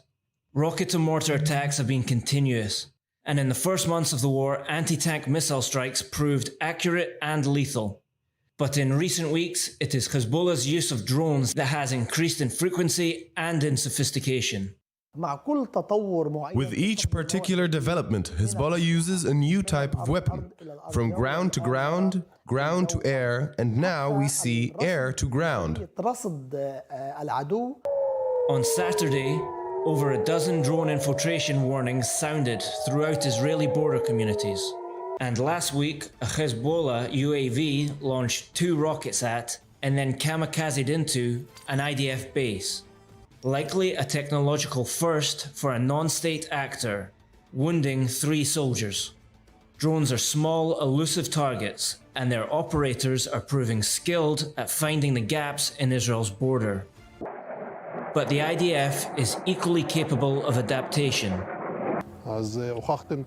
You have proven yourselves up until today, impressively so, and now we have to prepare for continuation and the hot summer ahead. For much of the war, the border with Lebanon has been blanketed in electronic warfare signals, disrupting GPS and drone activity. And now the IDF is examining converting armoured personnel carriers into air defence platforms equipped with Vulcan Gatling cannons. A direct response to incidents where IDF troops spotted drones but lacked the weapons to effectively intercept them fast enough. As the skirmishes continue, both sides play a Darwinian game, in preparation for the larger war that still may come. A hot summer ahead. Indeed, Major General in the Reserves Eitan Dangatwan wonders how the death of President Ibrahim Raisi in this helicopter crash on Sunday on his way back from Azerbaijan may or may not impact the way Hezbollah is active at this juncture. What can you tell us? I was just thinking about it when we watched the report that came from the field. Basically, we'll get that there will not be any change. The Iranians are very strong in their policy, and of course Hezbollah are very effective and also increase their escalation in the border. But there is but. The but is that, in my opinion, the immediate reaction of Hezbollah and Iran was to coordinate kind of silence in the area in giving Iran time just to make the changes, because the figures, Raisi and his Abdelian, the Minister of Foreign Affairs, was very dominant in this area. He was, in my opinion, a half part that fulfilled the job of Soleimani. With the successor of Soleimani, Kaini, together they build the picture and they have a lot of their hands inside what's going here. So if you ask me, there will not be escalation immediately, but there is a but. The but is that we already under escalation. Geographical area has been expanded by Hezbollah. We are talking about a larger area on the depth. We are talking about the UAV attack. We are talking about Israel is attacking from the border on the east side between Lebanon and Syria till the west side, Mediterranean in Sidon. So it means we are a part before a very, let's say, high escalation coming to a war, but in these days we will watch and observe, I think, a balanced days. Watching and observing. Stay with us. From the north, we head to the south. I want to check in right now with correspondent Zach Anders. He joins us from the Israel-Gaza border. What update can you share? What can you tell us, Zach? Yeah, we continue to see airstrikes and fighting in the northern Gaza Strip between Bet Hanun and the Jabalia area. Also through the camera lens, remarkable scenes that we're watching play out in real time of these tanks, the IDF armor moving around in this area, deploying smoke screens. This is what they'll do to provide themselves cover. Because of the active combat, they are taking fire on the ground. So we have been watching this for some time over the past week, bringing some of these scenes to you. We know that in the south, which is harder for us to be able to get a vantage point into the Rafah area, here we have elevation so we can view down. In the south, near the Rafah crossing, it's very desert air, it's very flat and difficult to be able to see into those areas and to know where the IDF movement is taking place. Plus the censorship on top of that, the IDF not allowing us to report some of the details that we may gather. From what we have been able to confirm, the IDF has moved westward of the Salah al-Din road along the Philadelphia corridor. But again, how much of that have they held and maintained those gains is the question. Now some 800,000 plus people have evacuated from the Rafah area, the IDF and the United Nations says. Where these people have gone, the big question, have they gone to the Mawasi humanitarian refuge, or have they gone back into Khan Yunis or tried to go north into Gaza City? That's one of the things that we just don't have a number for as we're looking at that displaced some 800,000 people. Live from the Israel-Gaza border, thank you so much for now, correspondent Zach Anders. Thanks, Zach. Well, we're taking a quick break now. When we get back, our rolling coverage continues on this breaking news edition. Stay tuned. Back in a bit.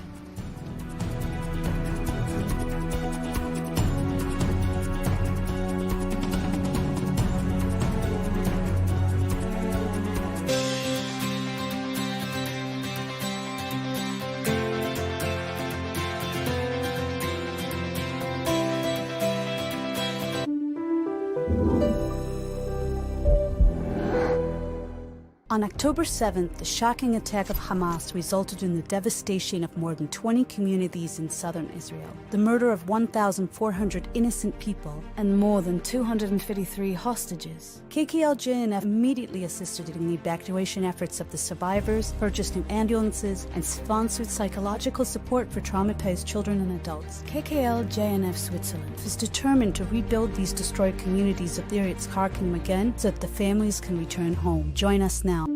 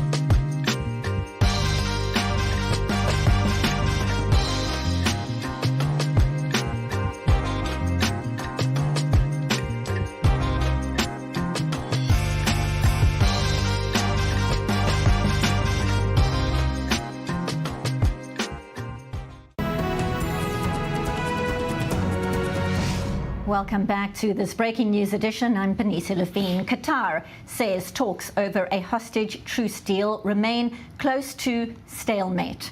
Families of 128 hostages waiting for answers, day 228 of the war. More in this report by our Emmanuel Anorat. We have parents of someone being held hostage right now, and we're going to get them home. We're going to get them home, come hell or high water. Hell and high water are here after both the U.S. and Qatar are confirming the impasse in the talks to free the Israeli hostages in Gaza. There is currently a stalemate in the negotiations, but the Qatari commitment and the commitment of the international parties continues to ensure the continuity of the negotiations. There is constant communication, but so far we have no update on this stalemate that His Excellency, the Prime Minister and Foreign Minister, spoke about in the session at the Qatar Economic Forum. U.S. National Security Council spokesperson John Kirby also stated during a press briefing on the phone to reporters that the parties involved aren't any closer to a deal than they were a week or two ago. Kirby reiterated the U.S. commitment to resolving the issue in spite of the talks reaching a dead end once again. Meanwhile, it seems Israel's war cabinet hasn't been able to come to an agreement either. Reports suggest that Israeli war cabinet ministers Benny Gantz and Gadi Eisenkot can't agree with Israeli Prime Minister Benjamin Netanyahu. Hostage deal talks have been stalled for weeks, with a fundamental disagreement preventing a deal. Netanyahu doesn't want one that promises the end of the IDF operation in Gaza, but Hamas won't return the hostages without that very same promise. With this catch-22 and hostage families losing their patience, it's getting harder and harder to see above the hell and high water. So for more, we now go live to correspondent Balir Sledin. He joins us from Tel Aviv. And Balir, there are these reports that Israel is moving towards a more limited plan inside Rafah, which the U.S. would not object to. Jake Sullivan, of course, holding major meetings in Israel in recent days. So talk us through the impact the U.S. is having on Israel's war goals right now. Yes, apparently after Sullivan meeting, we can say that the Israelis and the Americans are reaching some sort of middle ground between them regarding the Rafah operation. Sullivan yesterday apparently was somehow convinced that this operation, or the evacuation in general of the people, the civilians in Gaza, in the Rafah city of Gaza, will not take actually months, just like the Americans estimated before. It's actually going to take days, maybe even until the end of this month. There will be a full evacuation of the 1.5 or a bit less civilians there. So this is the main point that the Americans were actually very concerned about, and this is coming also after the temporary pier in the north of the Gaza Strip is actually open, and trucks started to get from there toward the Deir al-Balah area and the central areas in Gaza, which is the humanitarian area that the Israelis are delivering aid to. We've seen some videos from there showing some, like at least more food is in the market there. So maybe these images and in general the situation is making it easier for the Americans to give at least not give a red light, but somehow on the way to a green light of this Rafah operation. And Balir, of course, we know Jake Sullivan stopping off in Saudi Arabia before arriving here in Israel. What is the latest? Are there chances of some kind of normalization between Riyadh and Jerusalem? Is it even remotely possible at this juncture? What are your sources saying about Jake Sullivan and that trip? Well, I just can repeat what the Secretary of State, Anthony Blinken, just said a couple of minutes ago, that apparently this is possible, but the Israeli government is not ready for it. Now, from what we understand, according to the latest reports, we are talking about normalization with Saudi Arabia. That includes also a defense package with the Americans against Iran, also the release of all hostages. But Israel needs to declare that it stops its war in Gaza, and also needs to declare that there is a horizon for a diplomatic solution with the Palestinians. So two-state solution. The wording here is very important. We're not talking about an announcement of a two-state solution, but rather horizon for a diplomatic solution. And the third thing, and maybe the most problematic, because it talks about a post-war Gaza that doesn't include the Israelis or Hamas. Now, the question is, why would Hamas actually agree to that? I asked a diplomat today, and he told me that the Americans think that a technocratic government can work there. The question is whether this is a good idea, or we're talking about Trojan horse situation for the Israelis, actually.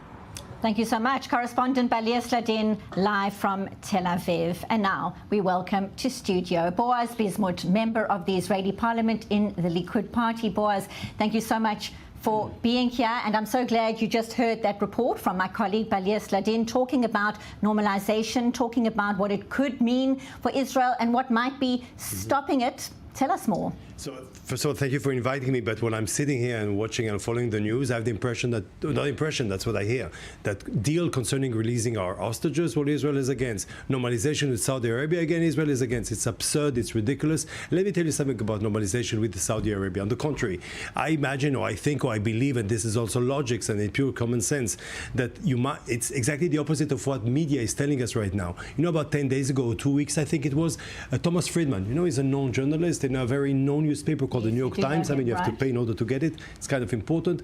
And the New York Times, he wrote there that you will not have a normalization if you don't have a ceasefire. The opposite. I mean, you know perfectly well that the Abraham Accord on 2020, mid-September 2020, well, because Israel is strong. Don't you think that Saudi Arabia wants to see Hamas maintaining power, Islamic Brotherhood? It's exactly the opposite. The Saudis want Israel to win the war. Yet, I mean, there is, and I'm saying it in a very, how would I say, I restrict myself by saying more things, but they can't be blunt about it. And I think that our friends in Europe and also the Americans know it perfectly well. Then it's exactly the contrary that what you hear in the news. This is A. Second thing concerning, allow me to speak about the hostages, I must say one thing.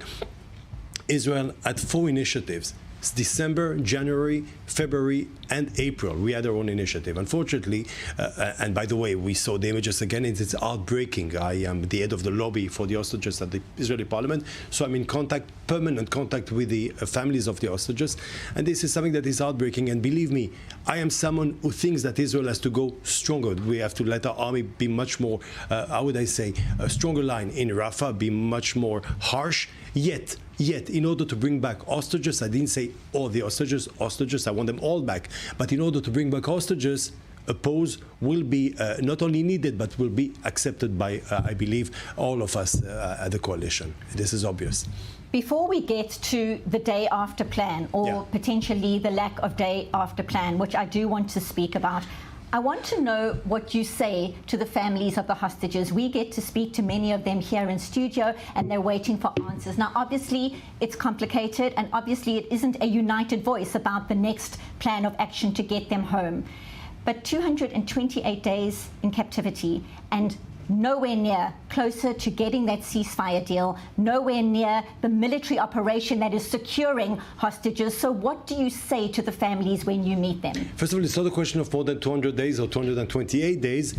1 hour in captivity in Gaza is too much. 1 hour. 1 hour.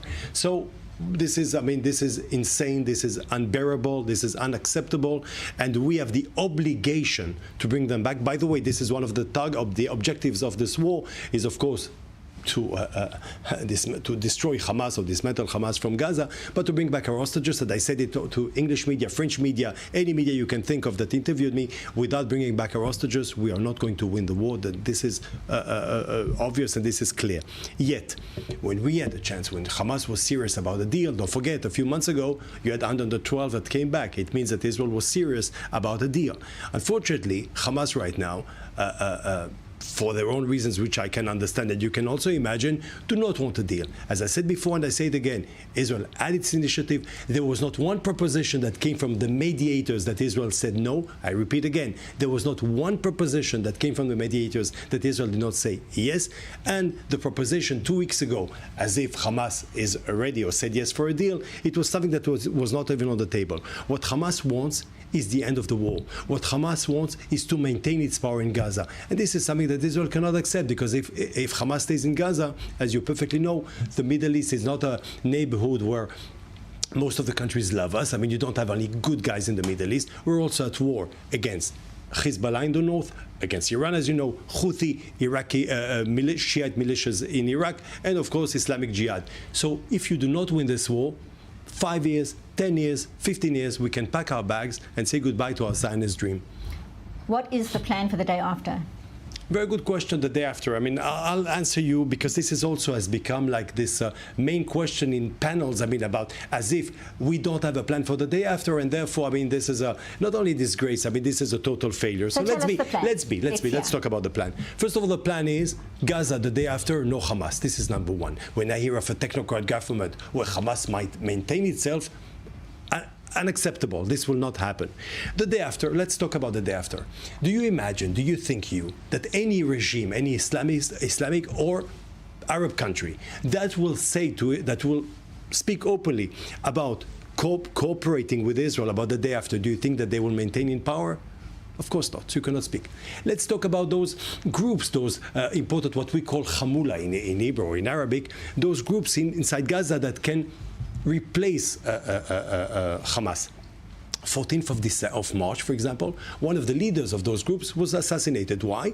Because, because Israel, by the way, declared, though it was open, that we are cooperating with them. Third possibility, Palestinians from the Palestinian Authority, gunmen, if you want, following the convoys in Gaza. It took only one day. Why? Because Hamas did not allow them to work over there. Meaning, as long as Hamas is there, it's very difficult to speak openly or to point in your finger which country will help you or which group will do so. When Hamas will be out of Gaza or will not be ruling in Gaza anymore, then you will be able to speak of the day after. And another thing, to all those countries in the world that tell me, all those, how would I say, all those experts that tells me, no, it has to work, etc. Before being a member of parliament, I used to be a journalist myself. I covered Iraq War number 1, Iraq number 2, Kosovo, Afghanistan. I have Libya, civil war. Libya, I totally forgot. Let's speak, all of us. Libya, the day after. Iraq, the day after. Afghanistan, the day after.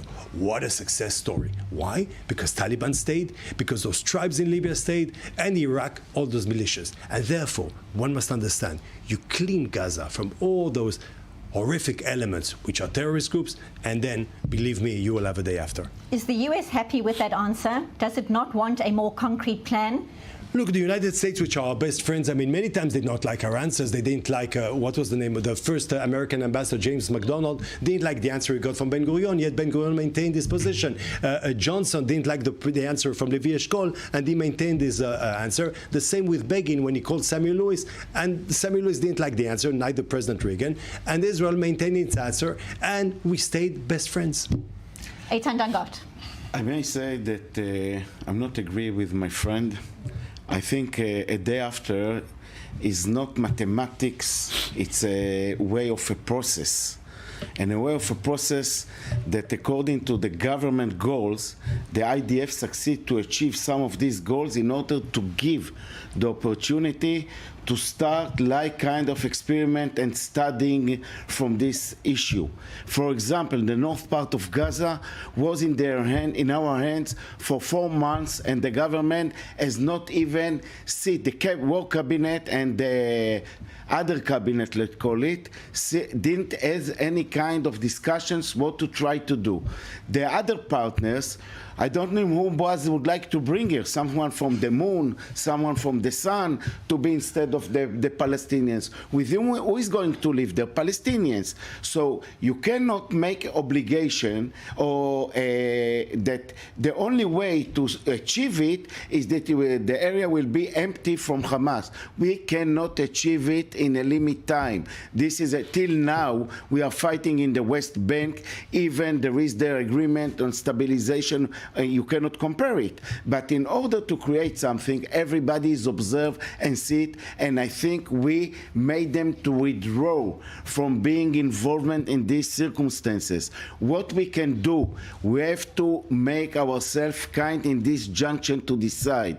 Boaz is right. 1 hour to be hostages is terrible. So now, instead of looking, I think they need to take decisions while we are strong. What does it mean? First of all, if you want to release the hostages, stop it now. Yes, release whom you have to release and renew it on the other part. And I cannot also tell you how immediately to renew the fight with Hamas is coming.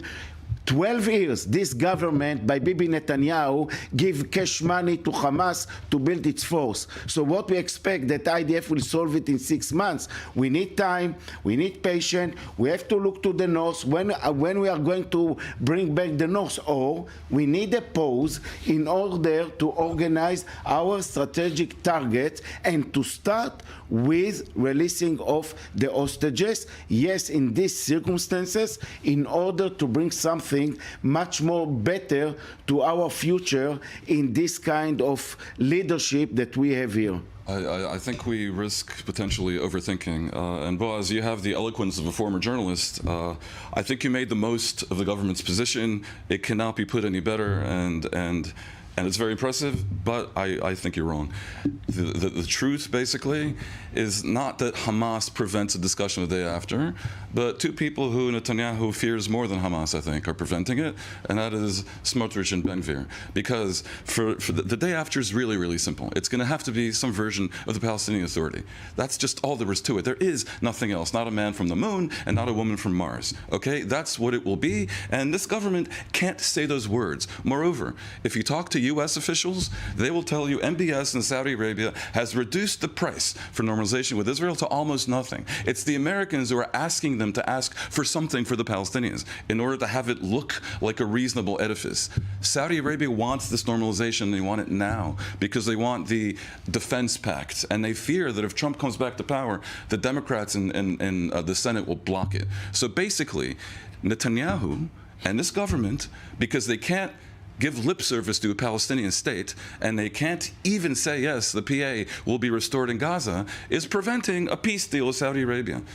Boaz, I get you to have the parting words. Thank God we found the responsible for all the diseases and dysfunction in the Middle East, which is Benjamin Netanyahu, but we're used to it. Let's answer. This is coming from the U.S. administration, by the way. May I answer? The answer It's not disturbed. Benjamin Netanyahu I'm waiting. will be a leader. Tell me when I can answer without it being disturbed. Without those extremists that are preventing any kind, that represent the majority in these countries, leading by Benjamin Netanyahu. Okay, Boaz, you get the final word. Your response. Did you finish, both of you? Can I answer? Thank you so much. So first of all, concerning the fact about the money being given 14 years, I will not now here in this panel have a debate about who's responsible and what has exactly happened, but I do remember, and you remember as well, that we had another government after Netanyahu. His name was Mr. Bennett, and you had also Yair Lapid. I didn't say for 1 year, but I didn't say them stopping giving money. Another thing, and please, you're disturbing me right now. And second thing, humanitarian aid, the same thing we're being told about humanitarian aid right now. Humanitarian aid we also told before. I remember I was editor-in-chief, I was speaking to the head of the army, and I remember how much humanitarian aid was important. The only problem is that Hamas, with the money they got, look what they did. They told us elections in Gaza. We said, okay, for elections, and look what has happened and who won the elections. So we listened so much for experts for many, many years. Allow us this time to listen to logic, to common sense, and to the Israeli people. And then I come to you. When you say about Netanyahu and about the Palestinian Authority, you mentioned that we're not from the moon or something. Honestly, I have the impression that you're not in Israel right now. You're, I don't know in which satellite or which space you are, and I'll explain to you why. You cannot find any Israeli that right now that will accept the Palestinian Authority to go into Gaza, and I'll tell you why. You mentioned before Jenin or the Palestinian Authority right now. What is happening over there? Aren't we going inside Jenin in order to clean it from terrorists? Can we trust them? Do you want me to talk about a survey that you had at the Palestinian Authority from Fatri Shkaki? 73% of them support 7th of October, although the consequences. Do you believe that after the 7th of October, I will trust them? You can trust them. I don't. And for the time being, I do think that what I say is much closer to the Israeli population than what you say. You speak as experts. We listened to experts for so many years. We saw exactly where we arrived. Boaz, there's another point of view. And if you talk to the Israeli security establishment... Yeah, but it can be wrong, by the way. The Israeli security establishment will probably tell you that the PA in the West Bank, for all the difficulties and all the imperfections, fundamentally is playing a positive role. I listen to you, but I do know that after the 7th of October, I am now taking zero risks. You're going to be left with a military occupation. I will take no. Oh, I do not want to occupy. What I said before, the day after, when Hamas will not be there, believe me, you will find many that will want, on the contrary, to be there in rebuilding Gaza. That's a fabulous, right now, I think that you live. Notion. No, I think that right now you live in a certain dream. And I gave you an example. You spoke about America. So if you ask about American administration or the American plans, tell me. Afghanistan, Iraq, Libya, is it a success story the day after? Answer me. Well, I do agree with you that Hamas needs to be eradicated from Gaza. On that point, we can agree. I'm talking concretely examples. Point. We are going to have to lead it there. You've got 10 seconds, Eitan. 10 seconds. The main goal of Israel is Iran, the main threat to our existence. And we have to think about this kind of strategic situation around us and not to make a war everywhere, because the only way is power. The day after will come. When it comes... Hamas in Gaza. Because we have Iran, we leave Hamas in Gaza. That's what you say. That's no one said it. No one said right now. We control so probably Dan Perry, Eitan Dankart, thank you so much. Clearly, this conversation is definitely going to continue. We appreciate your insights. We appreciate your... Definitely, we appreciate your passion. It is important. Thank you so much for being here in studio. And now, for more reaction to the latest developments in this war, we welcome Jonathan Greenblatt. He's the CEO and National Director at the Anti-Defamation League. He joins us live from New York. A passionate debate happening here, a chorus of condemnation out of Israel and its allies around the ICC bid to arrest Israeli leaders, equating them with terror leaders. Benjamin Netanyahu himself describing it as absurd, adding it's the new anti-Semitism, and that anti-Semitism has moved from college campuses to The Hague. Your reaction, Jonathan? Well, look, I think the reaction of Benjamin Netanyahu is sort of certainly justified. I'm not sure as the head of ADL would call it anti-Semitism, but it is absolutely, fundamentally, objectively, morally indefensible. Number one, the court doesn't have jurisdiction over the state of Israel. And in a ruling that it suggested there was a, quote, state of Palestine and a territory of Israel, itself revealed all of its biases. But there's a reason why in its history, it has never before brought up a case against a Western country with an independent judiciary like they have in Israel.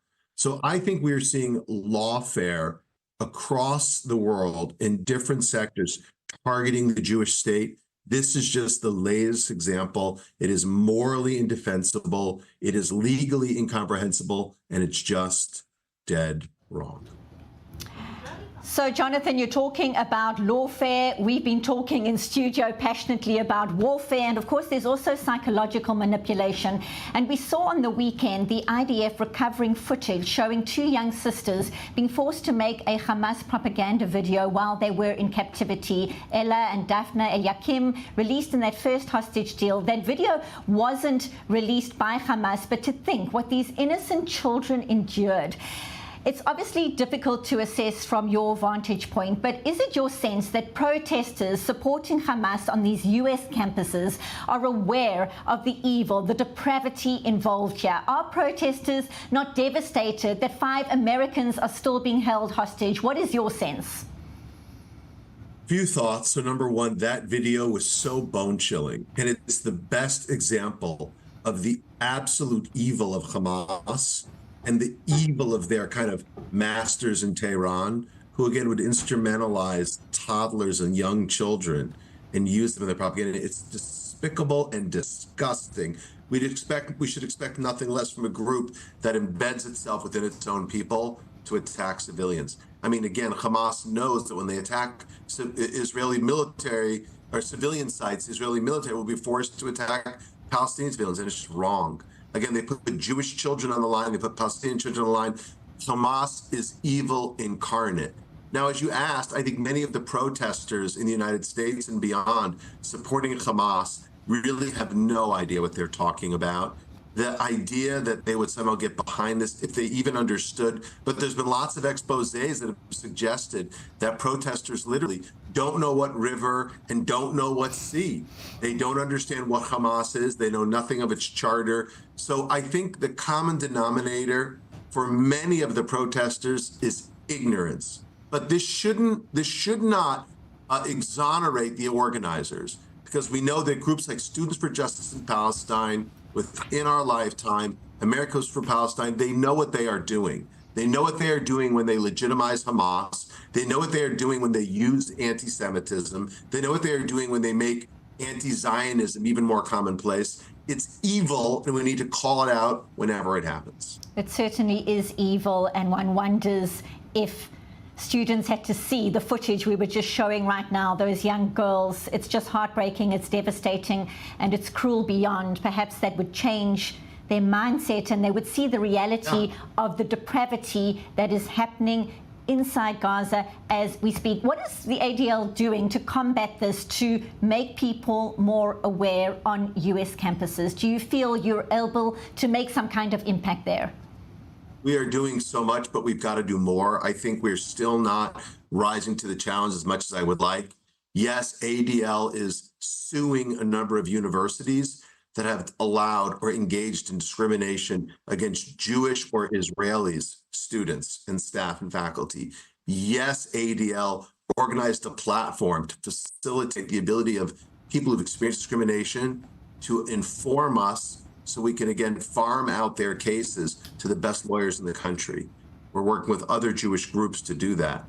And yes, last month we released a report card grading the top 85 universities in America and how they're handling anti-Semitism in schools that you and I and your audience knows, like Harvard, Stanford, Princeton, Northwestern, Tufts.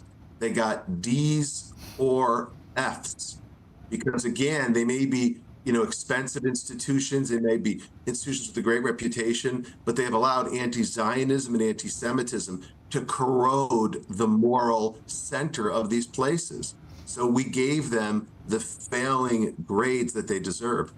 And lastly, we are calling attention to the extremists like SJP, like JBP and others who continue to menace and terrorize Jews. It's not freedom of speech to slander your Jewish classmates. Right. It's not freedom of expression to wear keffiyeh and incite violence against them. Right. And there's nothing wrong with wearing keffiyeh, but if you wear it in such a way that you dress up like an ISIS fighter, something is definitely wrong. So we're trying to call attention to all of that. Jonathan Greenblatt.